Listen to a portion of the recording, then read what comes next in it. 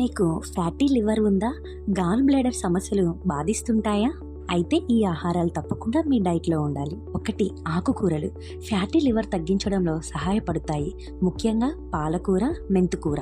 2. నిమ్మరసం లేదా నిమ్మకాయ గాల్ బ్లాడర్లో గాల్స్ను క్లీన్ చేస్తుంది. ఉదయం తాగే నీటిలో కలిపి త్రాగండి. 3. కొబ్బరి నీరు లివర్ డిటాక్స్ను చాలా మంచిది, గాల్ బ్లాడర్కు సహాయకరం. 4.